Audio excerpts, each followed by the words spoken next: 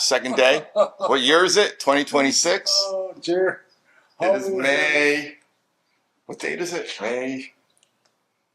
Tuesday, May 19th, 11:13 a.m. And it's springtime. And it's springtime. And you guys look great. We were down the beach yesterday. Yeah? It's beautiful, just beautiful. Yeah. You could hear, I think it was the pipers in the sand dunes, but none of the birds were in the beach. They have beachfront lots. Yeah. The birds. Yeah.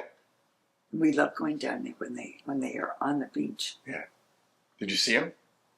No, not yesterday. I heard them, Yeah. but I didn't see them. Dad, did you hear them too? What's that? Did you hear them too? The birds? Yeah, but what I have is I have a bag of popcorn. Yeah. And if the wind is right, I throw it out and the seagulls come. They're Yeah, of course. great scavengers. Yeah. I'm amazed. You throw a piece of bread that big. Yeah. The small, one big small like that. They And I have remember- very large. I was at Baker's Beach. I was going to eat a sandwich. Yeah. It was gone. Yeah. Seagull came and took it out of my hand. Yeah. And it'll be just down its gullet. Yeah.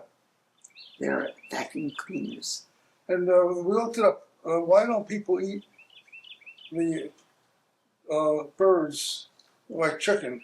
And the reason being is that it's not very much meat. Yeah. And it's generally got Fishy. it's got they're scavengers.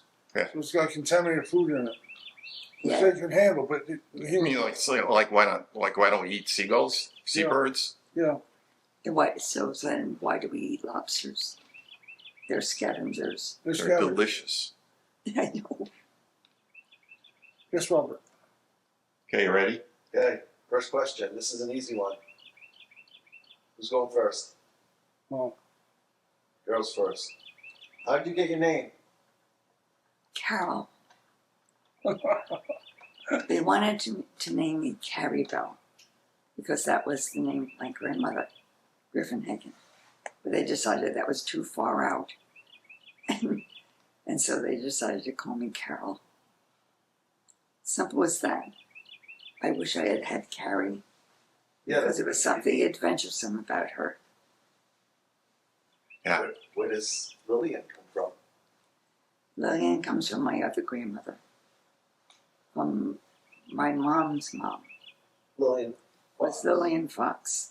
Carrie Bell was Carrie Bell Cole Griffinhagen. So you would have been Carrie Bell Lillian Griffinhagen?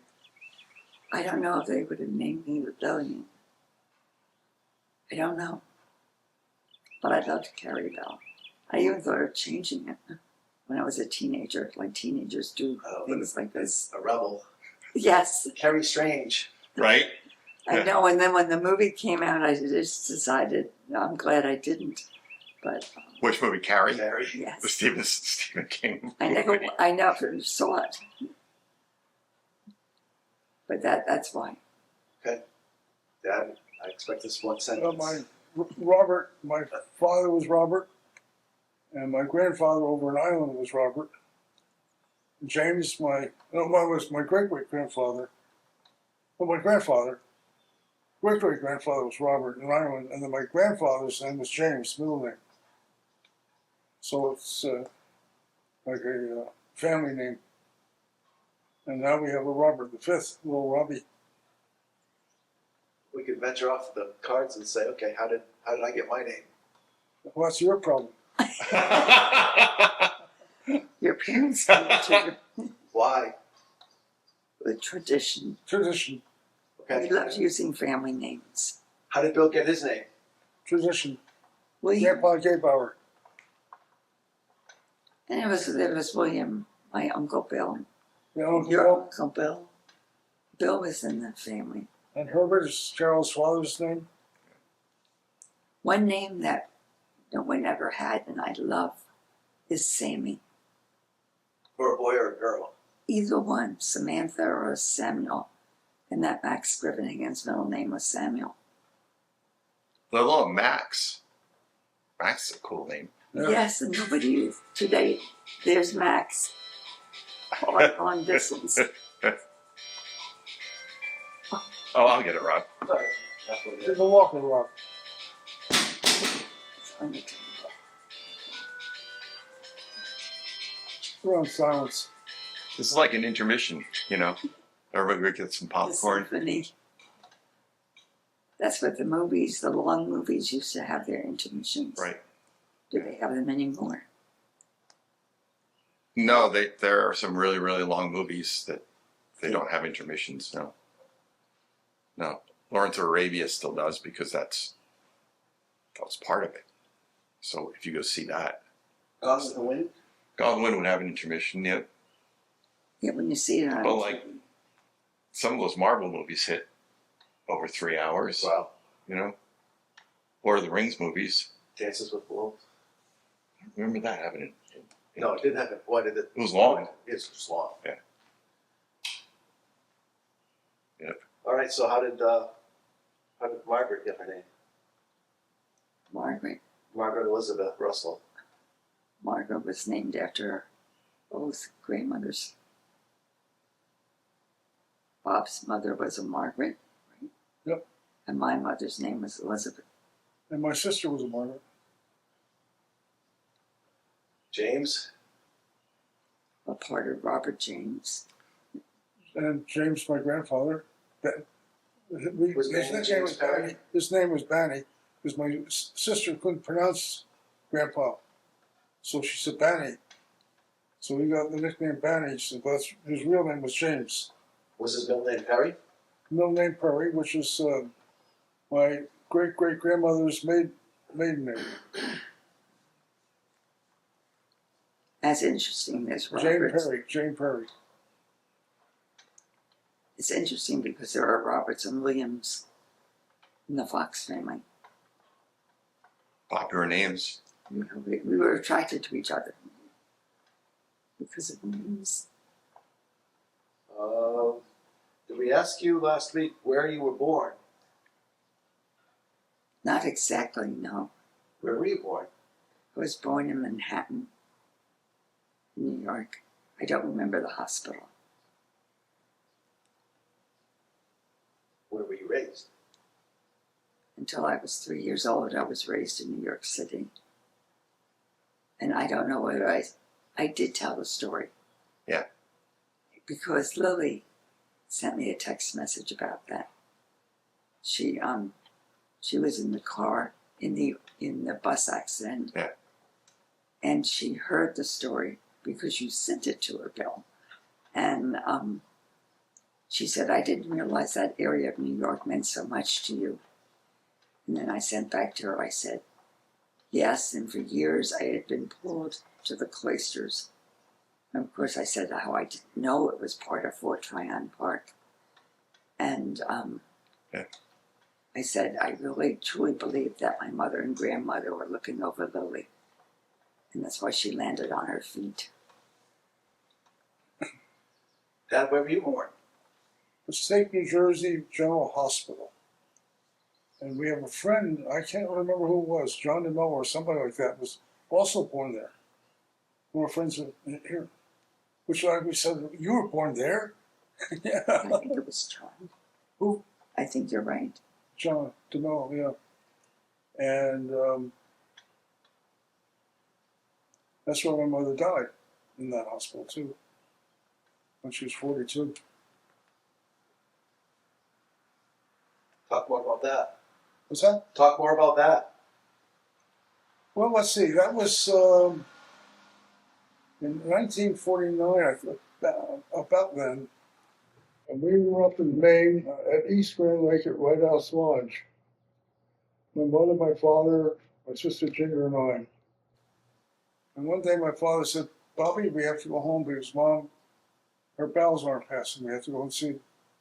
So they went home, and then she was brought to the hospital in Orange, New Jersey. It was a 5-hour operation. She came out, and that was in October. And she lived for 2 more months. Died on December 28th. And that's from colon cancer. That's when you were a senior in high school. What's that? You were a senior in high I school, was a senior in high school then. Yep. and that's why your principal egged you on to go to college. And Oh, you really I have a didn't clear want to. memory of my principal. I was walking down the hallway in the high school. The principal comes up, and he was a man who, when he talked, he sprayed his words. He said, "Bobby, I understand you're not going to go to college." I said, "That's right, because I'm going to become a toolmaker." He said, "But you're the top person in your class. You can't do that." I was second top male. And he convinced me I should go to college. So I went home and told my father what the principal said. He said, "Well, why don't we go to Lafayette College? That's where your uncle went." And so that's where I went, because of the principal. Which uncle? Uncle Bob Lovell. Huh. That was my father's sister's husband. Aunt And- Ellie was my father's sister. And Uncle Bob was Her brother, her brother, her husband. husband. he was the father of. He was father of three: Jim, Susan, and Oh, he's down in Georgia. yeah. Oh dear. Rob. There's another Rob. Right. Who was it who was here last year in the RV? That's Barry. that's cousin Bobby. Barry. That, which is a He's a Lovell too, right? yes, He would have been their cousin. yeah. Yeah, he's Gay Bauer. Oh, okay. You're not a Lovell. It was Gay Barrel.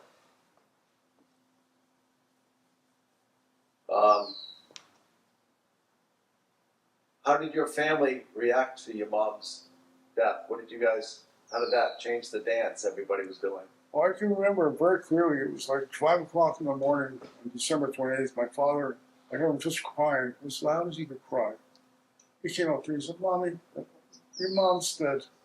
And he's bawling and bawling. He cried the whole day just about. And it got me very serious. I said, "Well, I'm going to have to help run the house." So I did all the cooking and all the cleaning and everything else like that for 2 years until my father remarried. And he married a woman by the name of Pauline, who was the secretary for a dump truck operation in Ohio. But they knew it because they were buying dump trucks from her. He knew her, and that's why he married her. And Pauline was a nice woman, but I never got along with her. But She yeah, was different than your mom. she was different from my mother, but she was very good for my sister Ginger. But that was a tough time. What happened to Peggy? Oh, and Peggy was, she was flying around the world at TWA hostess and doing her thing. She flew the coop. She flew the coop, is right, yes. But, I mean, Peggy was a good kid, but she was more interested in how much experience she could get in flying. I mean, she was going over Paris and all around the world and everything else like that. And then she met Ray, and that was the best thing that ever happened to her, was Ray. Yeah. I think he replaced your dad. He was a lot older than her, wasn't Yes. I think he was, I know there was 13 years between my mom and dad, and there may be 13 years between Peggy and Ray, or 10, 12, 13. he? But so you didn't grow up in Passaic though. You grew up in Clifton. Oh, the Oldwood section, yeah. I often say I wonder even why I exist, because I was born in the middle of the Depression. You just didn't have kids at that time. But my father was working for an insurance company where he would collect the things that people weren't paying money on. And one day he got locked in the butcher's refrigerator. He had a lot of funny stories. Did he build a house in Clifton? Now, we have a builder. But I mean, you didn't buy the house no one had No, lived it in was a that. a new house was built, and it was the first house built with steel beams. Prior to that, almost all the houses were built with wooden beams. This had all steel beams. And it was surrounded by farms, And surrounded by farms, and the church was across the street. I've looked it up on Google Maps. It's still on. Yeah, The church is a little white church with a steeple. yeah. It's right across the street from the house, which is it's like a cape, isn't it, with dormers? Yeah, just right, dormers on the front, yeah. Did you say what's the address? What's that? What was the address? 85 Chelsea Road. And it was on a hill, and whenever it snowed, we went sledding down the hill. Probably couldn't do that today. No, couldn't do that today. And what we would do is we would grab on the bumper of a car, and they would drive us around. Did you? Oh, we've done that. We called it what? Skitching? I don't remember. Yeah. I remember doing it on Horton Street. Okay. Did you ever get, speaking of that, did you ever get seriously hurt as a kid? Oh, Mom, answer that first. Seriously hurt. Not really, but I do remember jumping rope in West Englewood with my cousin. She was older. Anne was maybe 5 years older than me, and falling back on my head and just absolutely not being able to breathe. That was the first time. And then I remember at church, it was in the evening, it was after choir practice. And these two girls had it in for Vicky and me, were chasing us. I was the fastest runner at that time, before asthma kicked in, around the church. And I remember falling and the big scar I got on my knee. Other than that, there was no big accidents until I went skiing with your father. And then I fell on my right hand with the skier's thumb right after I'd had lessons. And I did exactly what he said not to do. And then I was in a cast for, 3 months? And I had long hair, and it was my right hand. And I had to write checks. I was doing the checkbook at that time. And I used my left hand. So I haven't really had, I have had asthma experiences going to the Grand Tetons and being in Denver Airport. But, Well, then Denver Airport, Mom was out of air because it was a mile high, oxygen was level low, and she could hardly breathe. I can remember pushing her around in a wheelchair, trying to get her to.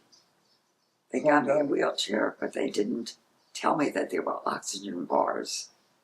And they do have oxygen bars in the airport. And the Tetons is when we went up halfway up the mountain, and Bill stayed back with me, and until I could catch my breath. And then we slowly went up and met you. I always wanted to go to the tops of mountains so I could see the views. But I didn't become a mountain climber. It was not my thing. It became the ocean, which we both love. Though Dad loved his lakes. I had 3 hospital situations. First one, I was about 5 years old. I was up in an apple tree. I fell. I landed on a sickle, and it cut my knee with about a 4-inch cut. And blood all over the place coming out of me. And I ran home, got to the kitchen. My mother saw it, and she put a tourniquet on it. And they got me to the doctor, and instead of stitches, they put metal clips. And so I walked around for about a month there with a cast on. And then the second time was Paul Eicher was the president of Technical Materials. And we were up in his house, and it was a swimming pool. I remember diving into the swimming pool and breaking my finger by hitting the bottom. And they said, you better go take that to the hospital because a broken finger can get infected. You die from the infection, not from the breakage. And then the last time was I was playing volleyball with company picnic, and I fell on the concrete and broke my elbow. I said, "Oh, gee, it hurts a little bit." And I played horseshoes, And then driving home, it all started swelling up. My mom said, "You're going to the hospital."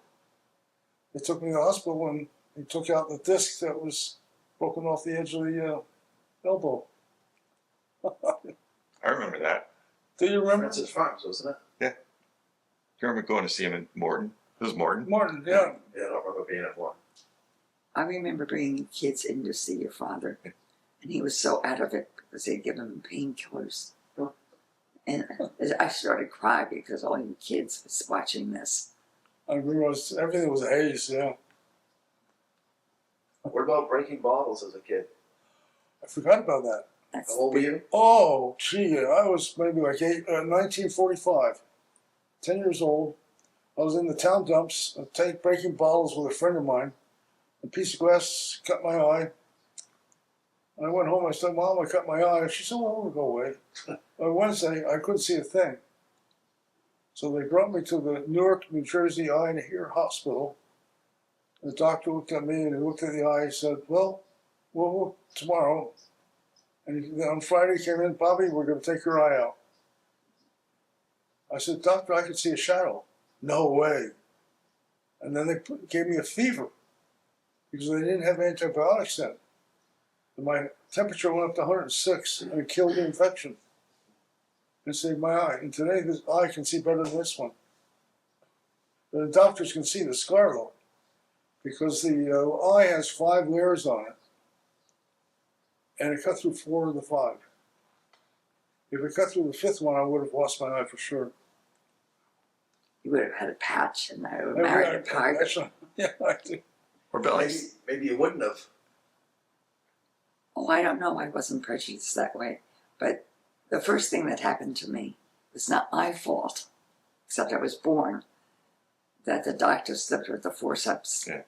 and cut my eye with the forceps, which they can see the scar. But I can't say it's better than the other eye now. But Weren't you involved with something with Aunt Vicky and a toboggan? oh, well, Aunt Vicky, oh, She got hurt, right? we loved the toboggan, and the hill we had in front of our house in Saddle River was quite a hill. I mean, it was a big hill. And we were supposed to go to Miami and go to the Fontainebleau. At that time, it was a new hotel for Easter vacation. And this must have been February.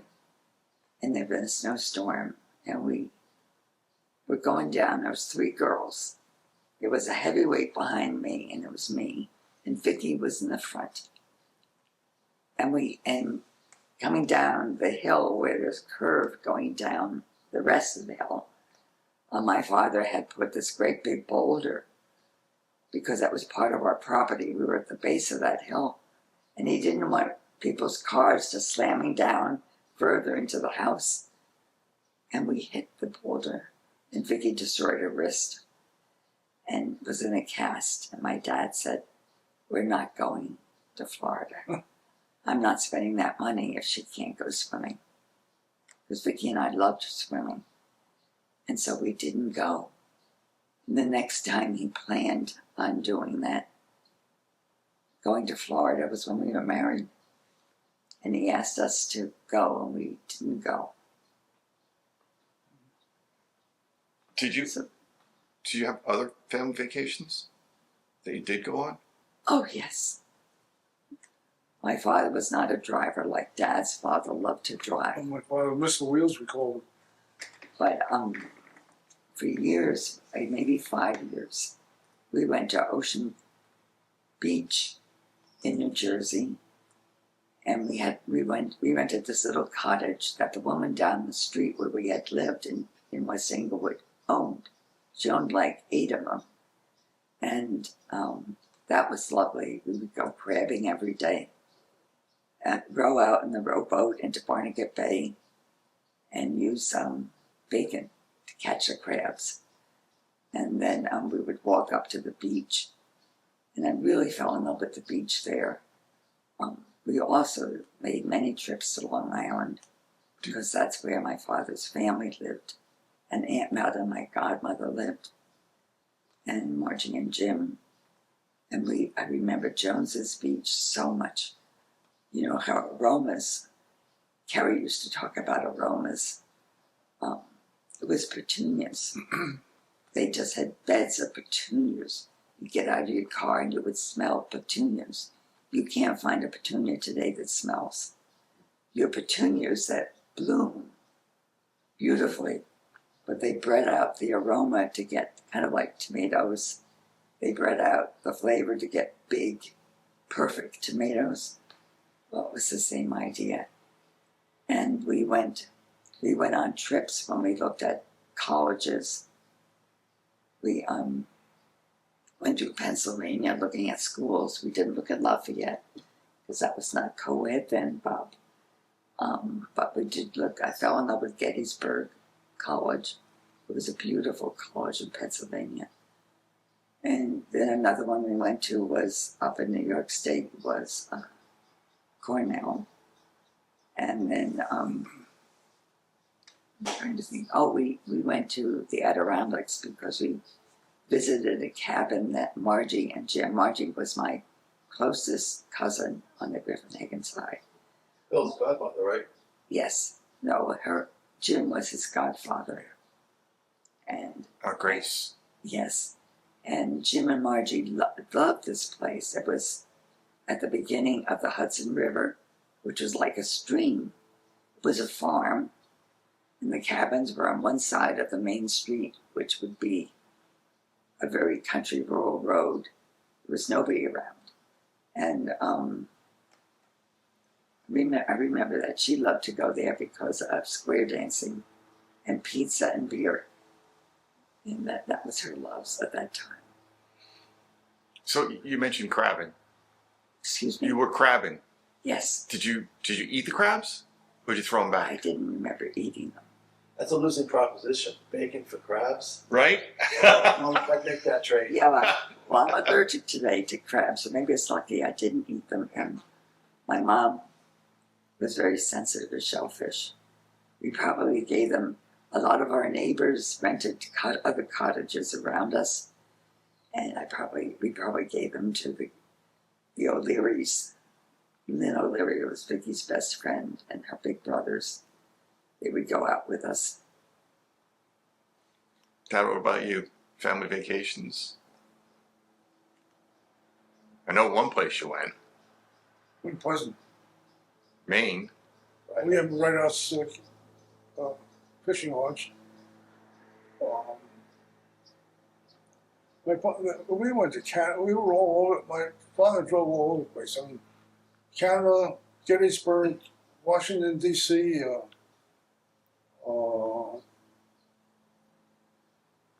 Vermont. He just liked to travel. He liked to drive, and at Rideouts. I used to go up there without anyone else after my mother died and became a tour guide, fishing guide. I'd show people how to fish. There's a lot more to that story. How about the characters that you've met there? Well, the first time we went up there, my father and I, we went out fishing, and we had fish on the line, but we lost it. Fish on the line, we lost it. We got back, and everyone else said, "We got these fish." My father said, "Well, next day." So the next day we caught a fish. He said, "Bobby, start the engine up. We're going to drown the fish." So we went around the lake, drowned the fish, put them and pulled them up onto the shore, and we had a fish. How about the Indian? Oh, there was Barefoot Pete's Lodge. He was an Indian, and he would shoot a rifle with his toes, and then he would do knife throwing, and his wife would be up against the port, and he would throw a knife right around her. I mean, to me, that was dangerous business. I mean, that's a real knife. What would cause them to want to throw knives at her for the show? Would you guys line up to watch? Well, he told me how to throw a knife. He said, "This is the way you do it." Did he let you throw it at his wife? I never threw it home. No. But I mean, I threw it at trees. And what you do is you hold it right by the blade, and they half a turn, and make sure you're like that. There was a doctor up there.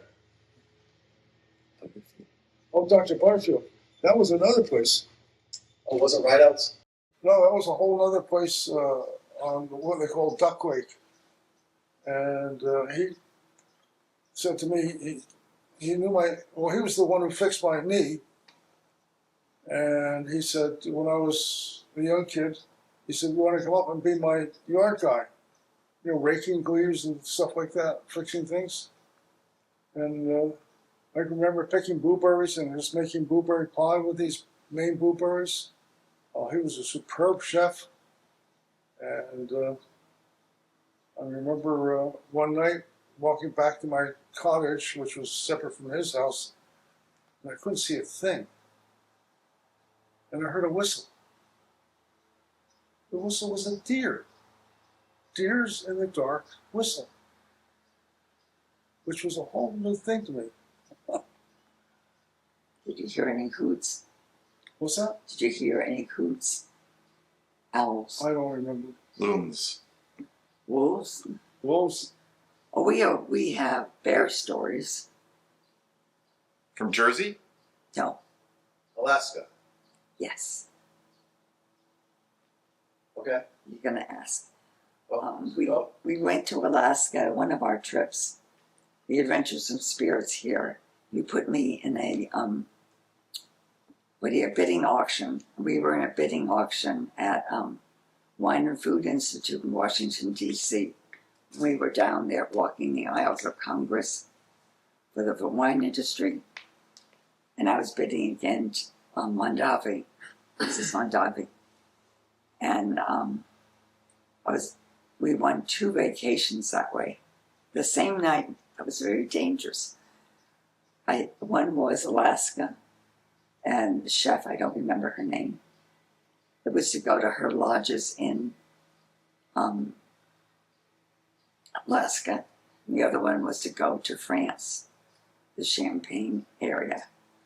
So we won both of those, but we're talking about the bear stories, and that was Alaska.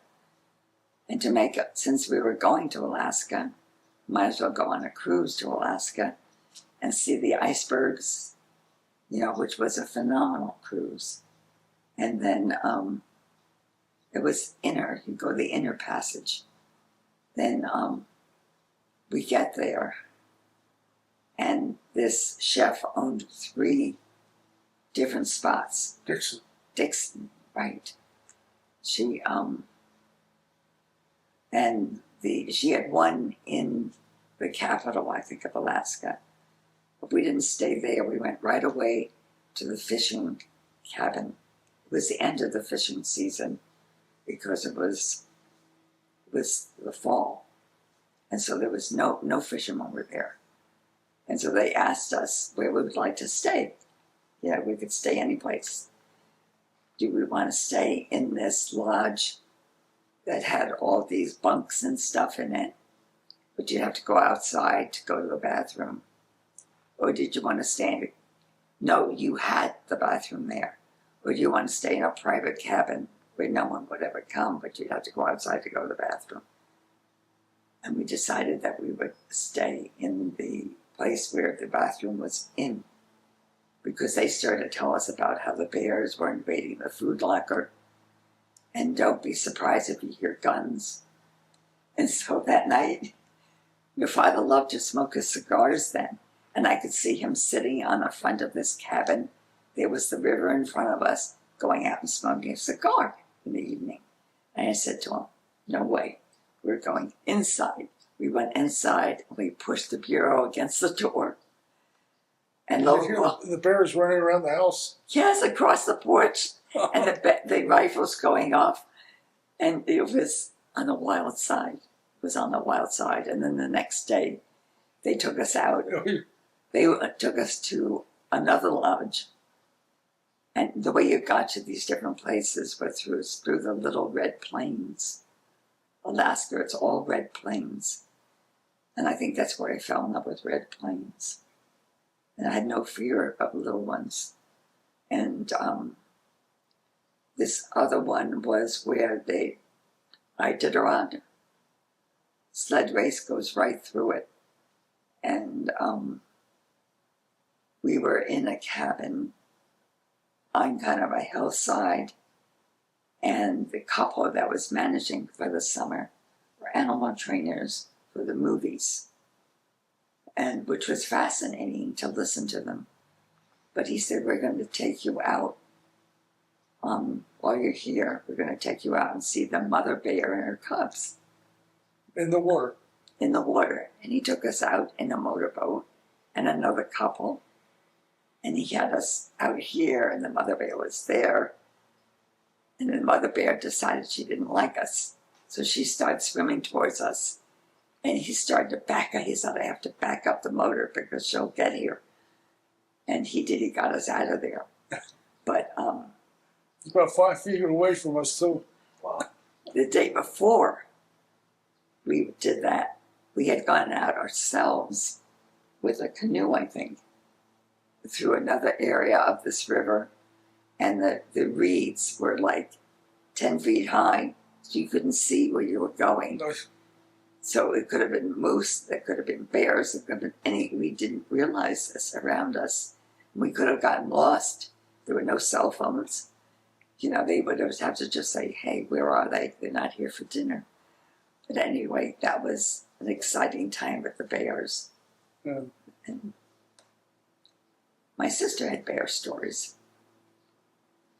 Sure, California. Where the bear, after Uncle Norm died, came right up to the porch door, was rattling it.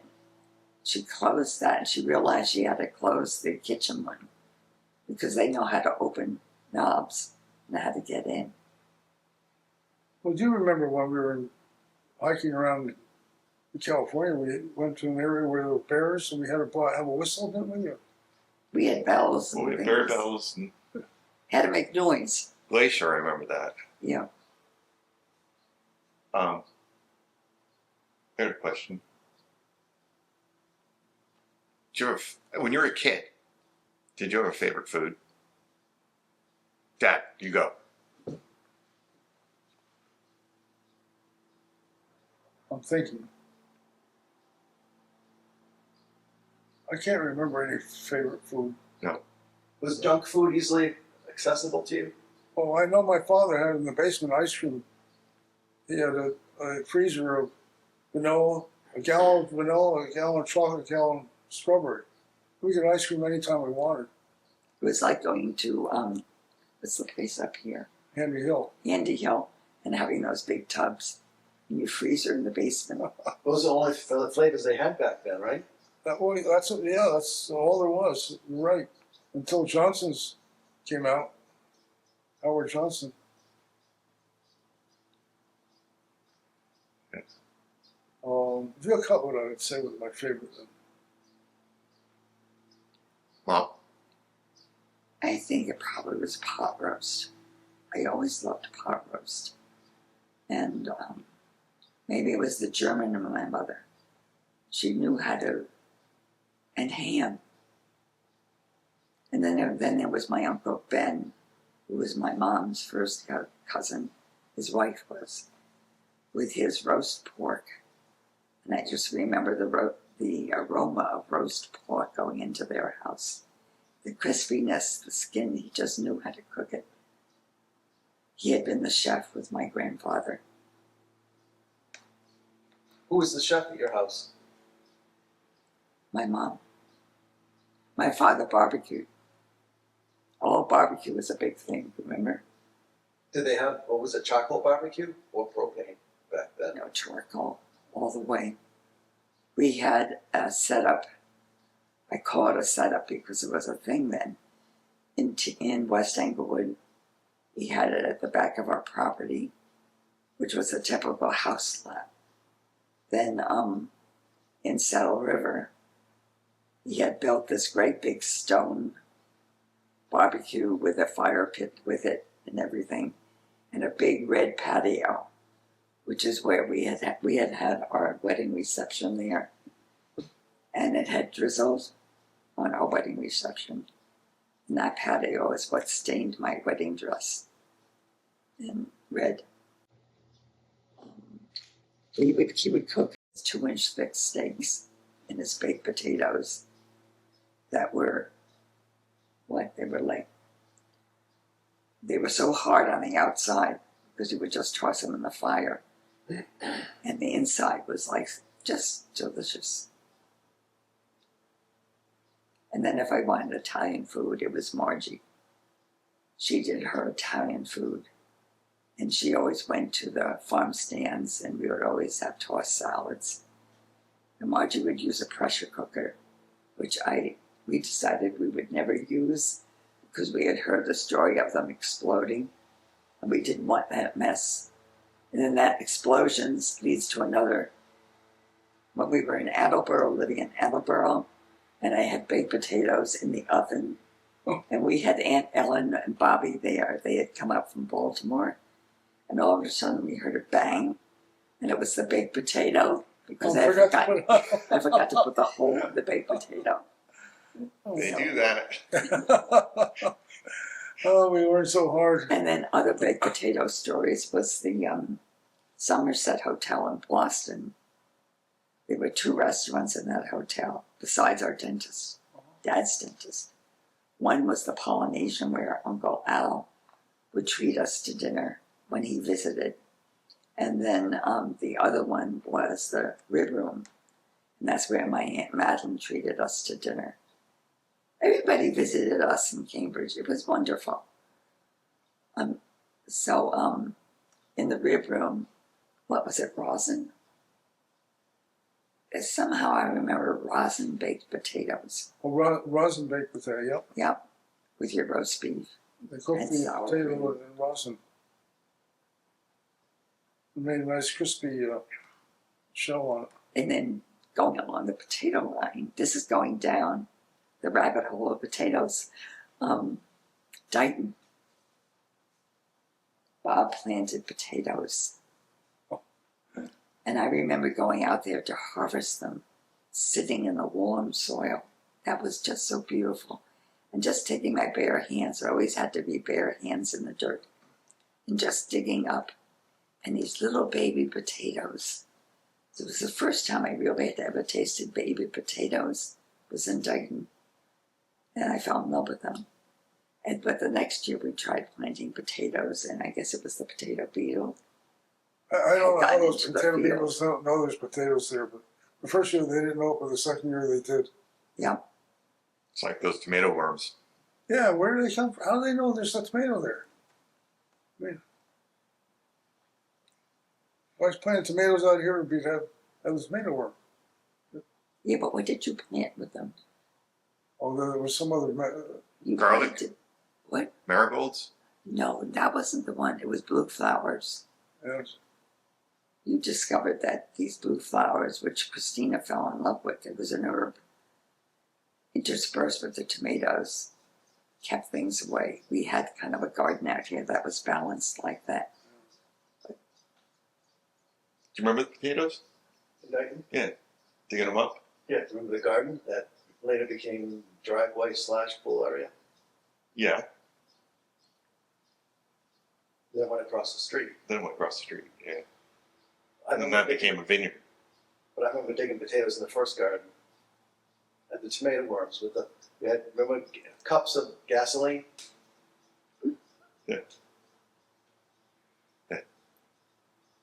I remember your organic garden across the street. You even had corn. I don't think everything, I don't think much came out of that. Well, you tried. And what I remember about the big garden where the pool was, your tomato plants. They bore tomatoes and tomatoes and tomatoes. And you would fill the wheelbarrow up, and you would bring them up to the kitchen door. And we had given tomatoes away to everybody we knew. And I had done so many stewed tomatoes. I did frozen spaghetti sauce. I finally discovered they could use up a lot of tomatoes making ketchup. So then I made homemade ketchup. But there was no tomato fights, though, the way you experienced tomato fights. We used to have apple fights. remember Apple that? fights. Crab apple fights and apple With fights. covers for the trash cans, Yeah. the shields. Oh, But I don't ever remember throwing tomatoes at you. Seems like there was an opportunity though. If they had filled out. Seriously, an opportunity missed. I mean, it was like the end of August and September. Yeah. It was just when kids were going back to school. And there was another September when you were going back to school, but then you all ended up home sick. And I don't know whether it was the chicken pox. Could have been the chicken pox. And I probably stuck everybody in bed with you. Was I the first one? Yeah. I do remember everybody being home. And I Oh, wanted yeah. everyone to get sick. I wanted everyone to get it over with. And that was also when they made grape jelly and jam, because the Concord grapes, needed to be harvested. And I discovered that jam was easier to make than jelly. And actually, I loved it better, except for the jelly that my sister Vicky made in Newfoundland, and she made what was raspberry jelly.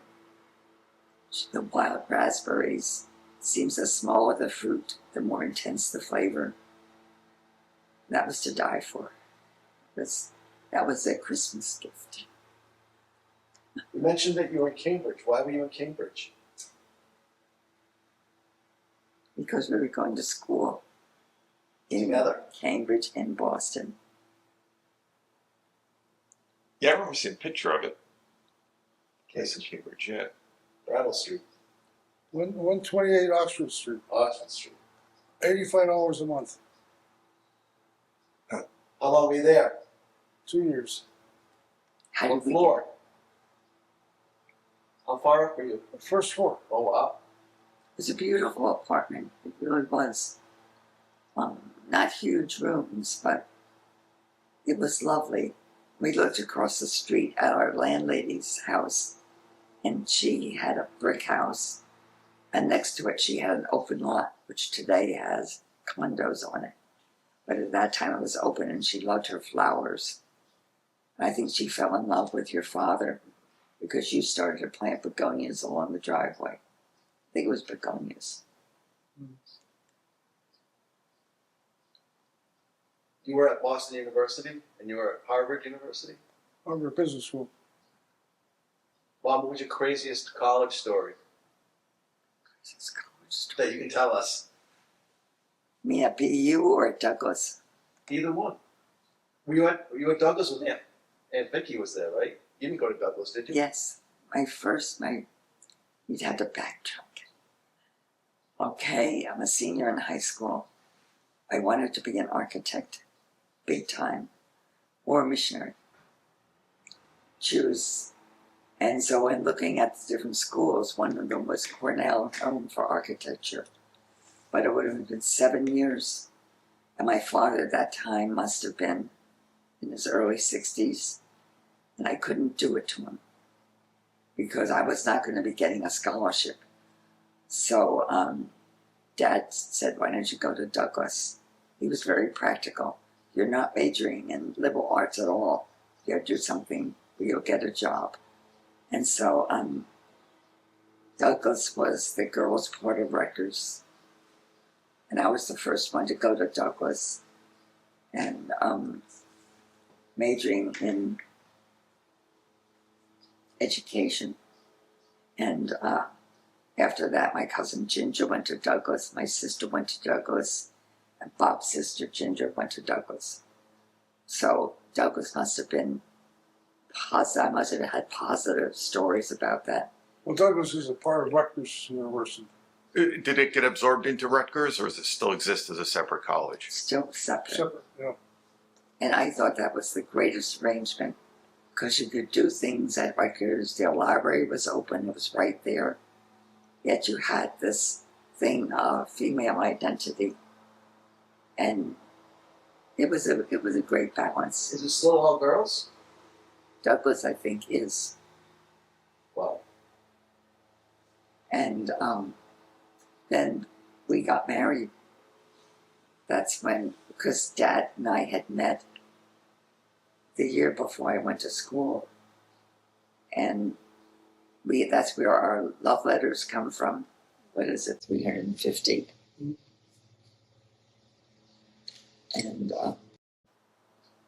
we got married, and it was like we we were going to go to school in Boston, and Dad did a lot of research on the schools in Boston, and we decided it would be Boston University. How did you get there from Cambridge? Did you? I drove your Ford, and I would drop Dad off at Harvard Business School, and then drive down to BU, which was right down Storrow Drive. Or what was the other road? Anyway, it was down Storrow Drive. Wasn't that far away. Or Com Ave Yeah. or Store Drive or what's that on the Cambridge side? Charles River Drive or something like that. Riverside Drive. Riverside, yeah, That's where that guy went crazy shooting the other day. yeah. Anyway, Harvard Business School is about a mile away from our home. What kind of Ford? What? What was it? What year and make? Business. No, the Ford, the car. Well, 1944. Like a coupe? Yeah. Did your dad get it for you? Yep, he gave it to me. And the engine had to be rebuilt. What color? Green, army green. And you had that all the way through Cambridge? Yeah, they used about a quart of oil every 50 miles. And that's where we drove down to New Jersey Yeah. because we would go home for holidays.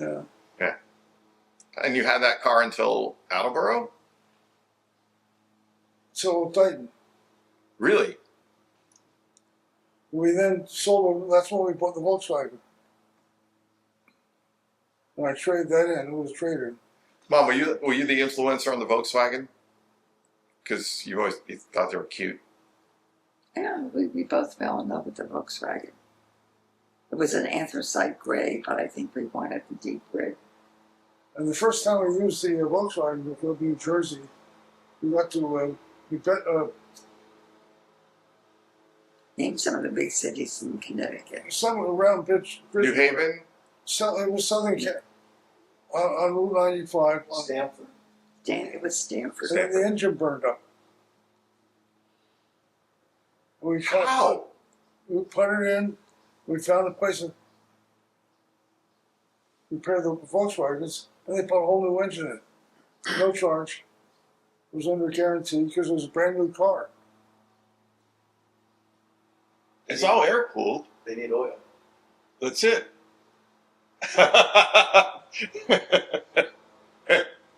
And I finally sold it because when I walked in out of a parking lot one day, it didn't turn. And I could have been driving down the road. Oh yeah, sure. Yeah. Steering knuckle went or something. I still think they're cute. The old-fashioned ones. The way the Jeep is cute. Yeah. Not the modern Jeeps they have. Herbie the Love Bug. Yeah. Crazy college stories? Crazy car stories. Well, my You can nickname was tell? Barney. Huh? My nickname was Barney. Barney Oldfield was a racing car driver. And I got the nickname of Barney because I got about 6 speeding tickets in 1 year. Were you out by yourself get speeding tickets or driving around with friends? I was going from home to Lafayette College. Yeah. And I Leadfoot. You pledged a Greek fraternity was Sigma Chi, at Lafayette, right? but nothing at Rensselaer. No. You were at Rensselaer for 2 years after Lafayette. Correct. And he was president of Sigma Chi. I was president, yeah. What were you upset about? Upset? Yeah, with Sigma Chi. Oh, about having black people. They outlawed black people. And so I decided I didn't want anything to do with it. And that's when I was convinced I wanted to become a metallurgist. And so that's when I went to Rensselaer. And I found it very interesting because at Rensselaer, all the guys talked about was numbers and things. And Lafayette, they talked about everything. I learned that there's a difference the style of the school you go to. RPI was also your grad school, right? Lafayette, Westwood grad. Yeah. That's where you got masters in metallurgy. Yep. And that was before Harvard Business School. Harvard Business School, I was there half an hour. I got the notice from the Army. They were going to take me into the Army. That was in 1958. And so I went in, I left Harvard Business School in February 1959, went to the Army for 6 months. They, I got married. Came home a week before the wedding. So before you were married, you were at Harvard for a short period of time. Where were you living? You must have been by yourself. Yeah, they had the rooms in Oh, the dormitory, yeah. And the way we got our apartment, you had searched and searched for one of your best friends. John Bean Bond. Best friend from Lafayette. This would be a test. It would be a test. Would it be quieter if we closed the windows? It's almost done too. yeah, and we're almost done also. But it'll be interesting to see if I can filter out that sound because I've got Really? Can I've you got do some that? really good filter stuff for voices. Yeah. Oh.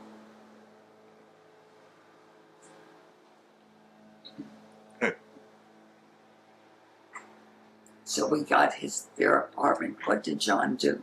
Why did we get it? John Van Dyne at Lafayette College was a wild guy. But he was a friend of mine. And so he and his wife were living in this place, and he was saying, I'm moving on. I'm going to become a minister. I said, John, you're a minister? Yeah, but you can have our apartment. And that's how we got the apartment. And he became your father's best man at the wedding. He was the best man at my wedding. The wedding that, was he the best man? Yes. Were you best man at anybody's wedding? I remember. Mom, who was your maid of honor? My sister Vicky. Vicky. And then there was Ginger, Bob's sister, Ginger Fox, my cousin, and Nancy Glenn, my best friend. And then the organist was Beverly Anderson, another good friend. And the singer was Lynn Belli, another good friend. And I still see, when we had the reunions on the Cape, I would see those two girls. And I get letters from Lynn because she worked very hard to get dual citizenship. Her parents were Italian, so she lives half a year in Italy and half a year in New Jersey. Tough. And writes the most tour guide-ish letters by email and sends photos. Then in the wedding, it's supposed to happen like any time. Carol's father didn't show up. He was always late. He showed up about 45 minutes later. Everybody was waiting. It's like 85 degrees, high humidity. Everybody's sweating. The ferns started to wilt. And Where was your mom? Where was your mom?